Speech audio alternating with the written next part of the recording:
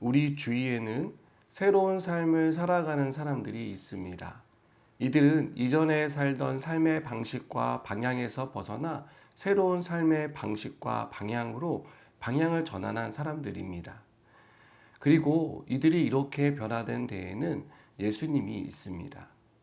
예수님을 만난 후 더 이상 이렇게 살아서는 안 되겠다는 생각으로 다른 삶을 선택하고 다르게 삶을 살아가는 것을 우리는 보게 됩니다. 오늘 말씀에 나오는 베드로는 물고기를 잡는 어부였습니다. 베드로는 다른 직업군에 비해 상대적으로 부유한 사람이었고 미래가 어느 정도 보장된 삶을 살고 있었습니다.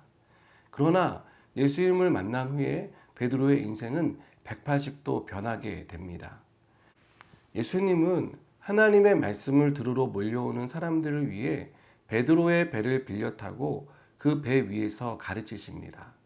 배에 있던 베드로 역시 예수님이 가르치는 그 가르침의 내용들을 들었을 것입니다.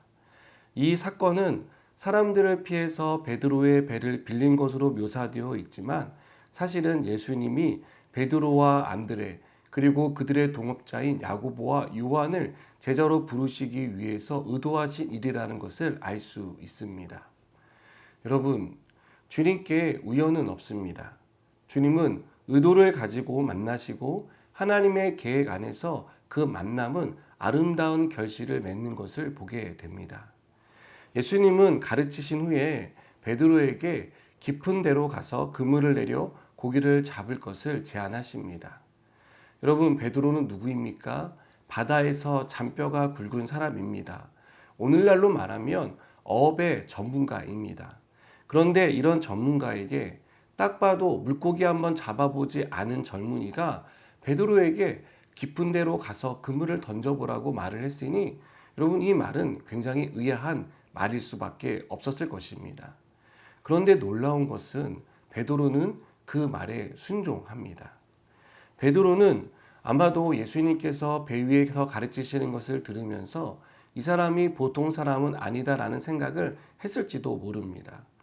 어쨌든 베드로는 예수님의 제안을 수용하고 예수님이 말씀하신 것에 대해서 밤새도록 수고해도 한 마리도 잡지 못했지만 깊은 데로 가서 그물을 던지라고 하시는 그 말씀을 따라서 순종하겠다라고 그는 말합니다. 여러분, 하나님의 말씀은요, 이렇게 순종하는 사람에게 이루어지는 것을 봅니다. 순종하지 않으면 절대로 경험할 수 없는 기적 같은 일들이 순종하는 사람들에게 나타나는 줄 믿으시기 바랍니다. 베드로는 예수님의 말씀에 의지해서 깊은 데에 가서 그물을 내립니다. 그랬더니 밤새 수고해도 잡지 못했던 고기가 그물이 찢어질 정도로 많이 잡히게 됩니다. 여러분, 이때 베드로는요, 이 일로 인해서 기뻐하기보다는 놀라워했습니다. 또한 두려워했습니다. 그래서 예수님께 주여 나를 떠나소서 나는 죄인으로소이다 라고 자백할 수밖에 없었습니다. 베드로는 예수님이 누구신지 이 사건을 통해 깨달은 것입니다. 그래서 자신의 죄가 부끄러웠고 자신이 감히 그분 앞에 설 수 없다고 고백했던 것입니다. 여러분, 주님의 능력을 경험한 사람은요, 이렇게 자기가 누구인지를 발견하게 됩니다. 그리고 그 발견을 통해서 변화가 시작되는 것을 봅니다. 자신이 얼마나 보잘것없는 존재인지 깨닫게 되고 죄인됨을 고백할 수밖에 없게 되는 것입니다.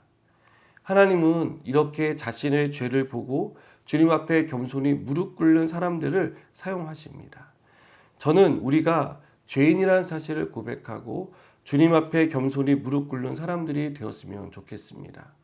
우리가 이렇게 무릎 꿇을 때 주님은 우리를 주님의 영광된 일을 이루는 사람으로 세워주실 것입니다. 예수님이 베드로를 제자로 삼으시고 또 안드레와 야고보와 요한을 제자로 삼으신 것처럼 주님 앞에 그렇게 무릎 꿇는 사람들을 사용하실 줄을 믿습니다. 사랑하는 여러분, 저는 우리가 주님이 부르실 때 즉시 순종하는 사람들이 되었으면 좋겠습니다. 하나님이 우리를 통해 이루고자 하시는 일에 귀하게 쓰임받는 그런 귀한 인생이 되기를 주님의 이름으로 축복합니다. 기도하시겠습니다. 하나님의 부르심에 즉각 순종한 베드로처럼 우리도 순종하게 하시고 또 주님의 일에 귀하게 쓰임받는 복된 인생이 되도록 축복하여 주시옵소서. 예수님의 이름으로 기도드립니다. 아멘.